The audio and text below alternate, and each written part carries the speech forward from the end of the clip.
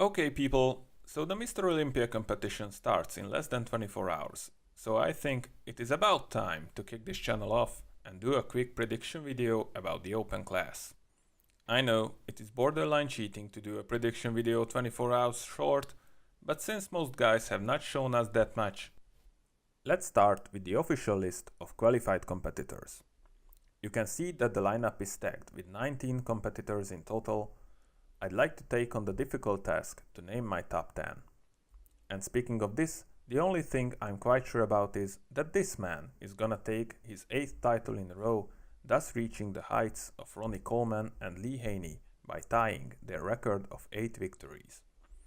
Phil is gonna look good, he always looks good, and even his 90% is enough, especially that the IFBB loves legacies and long-running reigns of single individuals.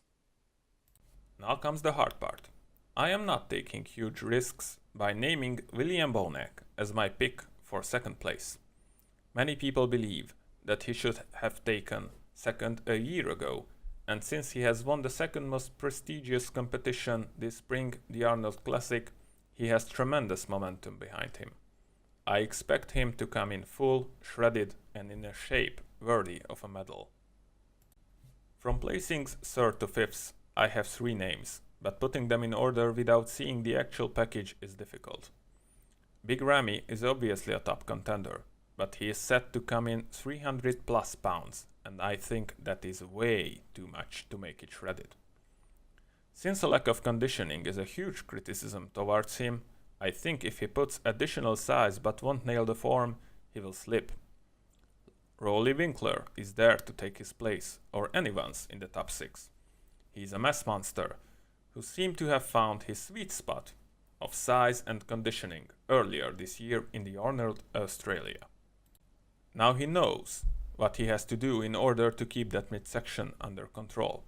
Shall he repeat that form with some added density and detail from the back, and bang, there goes a top 3 contender. Shall he come in huge and bloated and he might not even make top 6. Nevertheless, I expect him to move 1 or 2 placings up compared to last year's 6th place, but no further than 3rd. The last guy I expect to finish in the top 5 is Currie, who I believe was screwed last year with his measly placing of 8th. And he has only improved ever since. He is huge, detailed and capable of going up against almost anyone in every single department or mandatory pose. He won't be screwed again, at least I hope. Naming the last man to be in the top 6 is very difficult, since there are so many established names and excellent newcomers I have yet to mention. Nevertheless, I expect the never-aging Dexter to nail top 6. Coming in 100%, he is good against anyone other than Phil. The question is, where is his 100% exactly? Earlier this year, we have seen as if he was slowly show symptoms of, well, getting old. Other than Phil, he is the only Mr. Olympia in the lineup, so not including him in the top 6 is not something the judges would do unless it is absolutely necessary. I expect Nathan Diashe to come in 7th and thus causing an upset in a sense. Since he was 7th last year, it would be a huge letdown for him and his fans not to move up at least a single placing. He is certainly capable of top 6, and if anyone I have mentioned earlier slips, he'll be there to gladly take their place. And there's Cedric McMillan. If he nails conditioning, he has the potential to crack top 3, but his usual form only grants him a placing somewhere around 9 or 10. Shawn Rhoden openly criticized Phil for not contributing anything into the sport, and he also promised that he'll bring his best package ever. However, I am hesitant to believe that he can improve. He looks small, and even with top-notch conditioning, he'll have a tough time to beat larger guys with decent form, let alone Phil and his 3D back. So I expect no mercy towards Shawn this time. The last year's 5th placing was a gift from the judges. The last man I want to talk about is Valera. He is the dark horse of this Olympia. On his pictures, he looks mind-blowing.